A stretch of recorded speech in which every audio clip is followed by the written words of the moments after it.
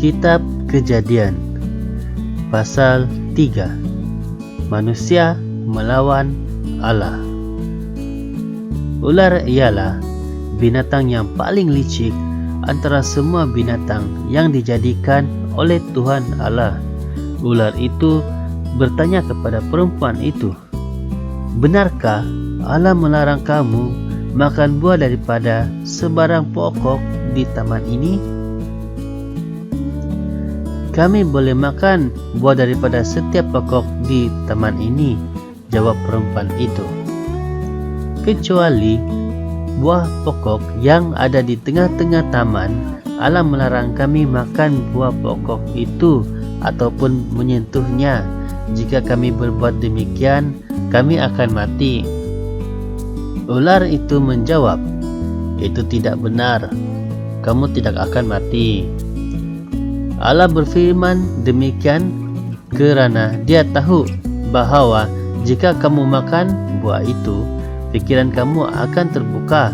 Kamu akan menjadi seperti Allah dan mengetahui apa yang baik dan apa yang jahat. Perempuan itu nampak bahawa pokok itu cantik dan buahnya enak dimakan.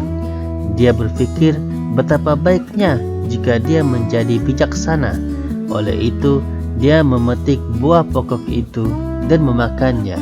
Dia juga memberikan buah pokok itu kepada suaminya, dan suaminya pun makan buah itu. Sebaik sahaja mereka makan buah itu, pikiran mereka terbuka dan mereka sedar bahawa mereka telanjang. Oleh itu, mereka merangkaikan daun ara lalu menutupi tubuh mereka dengan rangkaian daun itu. Pada petang itu, mereka mendengar Tuhan Allah berjalan di taman. Lalu mereka bersembunyi di antara pokok-pokok supaya tidak dapat dilihatnya. Tetapi Tuhan Allah memanggil lelaki itu, "Di manakah engkau?" Lelaki itu menjawab, "Aku mendengar engkau di taman. Aku takut, lalu aku bersembunyi kerana aku bertelanjang." "Siapa yang memberitahukan bahawa engkau telanjang?" tanya Allah. "Adakah engkau makan buah yang terlarang itu? Aku sudah melarang engkau makan buah itu." Lelaki itu menjawab, "Perempuan yang engkau jadikan temanku memberikan buah itu kepadaku, lalu aku memakannya." Tuhan Allah bertanya kepada perempuan itu, "Mengapa engkau melakukan hal itu?" Perempuan itu menjawab, "Ular menipu aku sehingga aku makan buah itu."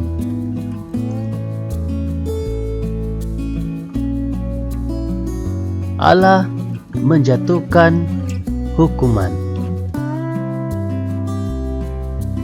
Kemudian Tuhan Allah berfirman kepada ular itu, "Terkutuklah engkau kerana perbuatan itu. Antara semua binatang, hanya engkau yang harus menanggung kutukan ini. Mulai sekarang, engkau akan menjalar dan makan debu seumur hidupmu. Engkau dan perempuan itu akan saling membenci. Keturunannya dan keturunanmu akan sentiasa bermusuhan. Keturunannya akan meremukkan kepalamu dan engkau akan mematuk tumit mereka." Tuhan Allah berfirman kepada perempuan itu, "Aku akan menambah kesusahanmu semasa engkau hamil dan juga kesakitanmu pada masa engkau bersalin. Walaupun demikian, engkau akan tetap berahi kepada suamimu, namun engkau akan tunduk kepadanya." Kemudian Tuhan Allah berfirman kepada lelaki itu, "Engkau mendengarkan kata-kata istrimu, lalu makan buah yang aku larang engkau makan. Oleh sebab perbuatanmu itu, terkutuklah tanah.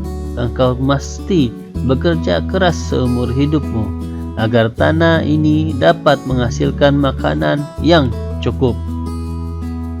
Tanah akan menghasilkan semak dan duri, tumbuh-tumbuhan liar akan menjadi makananmu. Engkau akan bekerja keras dan berpeluh-peluh untuk membuat tanah ini menghasilkan sesuatu, sampai engkau kembali ke tanah, kerana engkau dibentuk daripada tanah, engkau dijadikan daripada tanah, dan engkau akan kembali ke tanah. Adam menamakan istrinya Hawa, kerana perempuan itu menjadi ibu segenap umat manusia.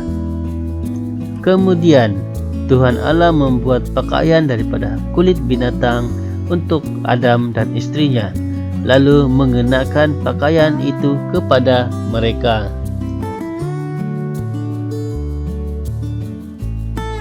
Adam dan Hawa diusir dari Taman Eden.